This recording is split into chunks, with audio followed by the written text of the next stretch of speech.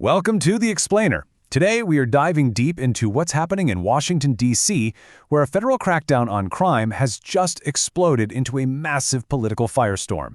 So, is this a much-needed rescue mission or a really dangerous power grab? Let's get into it. And that right there, that's D.C. Mayor Muriel Bowser. And she is drawing a clear line in the sand. To really get a handle on this whole situation, we got to look at both sides of the argument. Let's start with the administration's case for why they felt they had to step in the first place. Okay, so first up, let's look at the administration's argument. Their case really kicks off with this incredibly grim picture of the nation's capital. They're basically saying that the official stats you might see just don't capture the full story of what's really going on. Wow.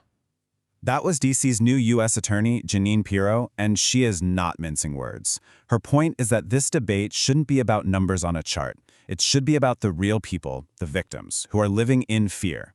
For them, crime is terrifyingly personal. Now, the administration's focus is narrowing in on a super specific problem, the role that young people are playing in some of the most violent crimes.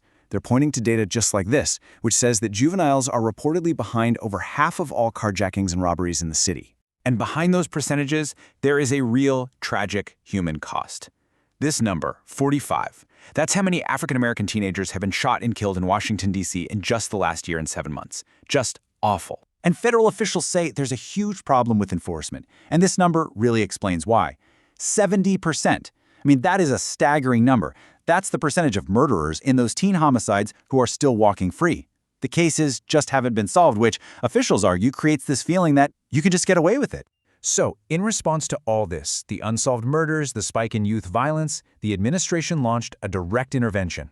It's a multi-pronged plan, and honestly, it's unlike anything we've seen in recent memory. And this isn't some small measure. No, this is a full-court press. We're talking hundreds of National Guard troops and federal agents hitting the streets to back up local police.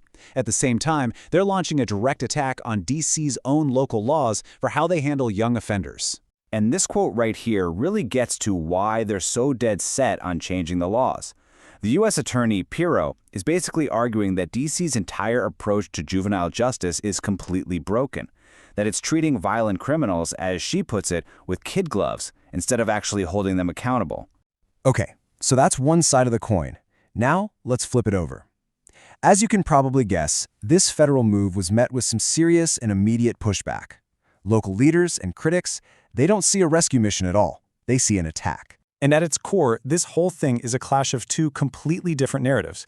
You've got the administration framing their mission with slogans like "Make D.C. safe again," and then you have the critics who are calling it a politically motivated, authoritarian push that's just steamrolling local government. And Mayor Bowser is really leading that charge. She's rejecting the administration's entire story.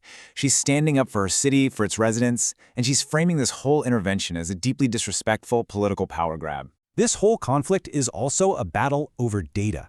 The administration is focusing on these terrifying stories of individual victims to paint a picture of a city gripped by fear. But the critics, they're pointing to official city stats that show overall crime is actually at a 30-year low. The really tricky part is both of these things can be true at the same time, and that's what makes this so complicated. And it's not just D.C. officials pushing back. The governor of neighboring Maryland, Wes Moore, he's echoing this same criticism. He's calling the move to put soldiers on the street performative, a political show, not the real performance of actual policy work that's needed to make communities safer. So we have this really intense conflict playing out. But you might be wondering, wait a second, how can the federal government just march into an American city and do this? Well, to understand that, you have to look at the very, very unique legal status of Washington, D.C. This is the million-dollar question, right? If this was happening in Chicago or L.A. or literally any other city, this kind of direct federal takeover of policing would be, well, it would be unthinkable. But D.C. is different. And the answer is, yeah, it is legal. The Constitution sets up Washington, D.C. as a federal district, not a state. And what that means is the president is basically the commander-in-chief of the D.C. National Guard, kind of like a governor. And Congress, it can act like a super city council, giving it the power to overrule local laws.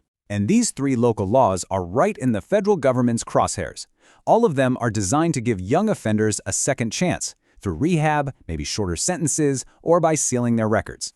But the administration is arguing that these are the exact laws that are tying prosecutors' hands and stopping them from holding violent kids accountable.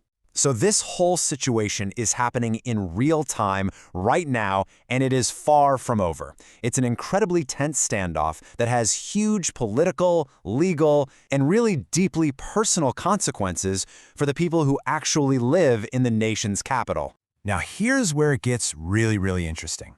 This quote, which is from a text message sent by a self-described very liberal journalist, it points to a fascinating dynamic. It suggests there might be a gap between what people are saying publicly and what they're feeling privately. For some folks living there, the fear of crime might actually be starting to outweigh their political problems with this intervention. So, what's next?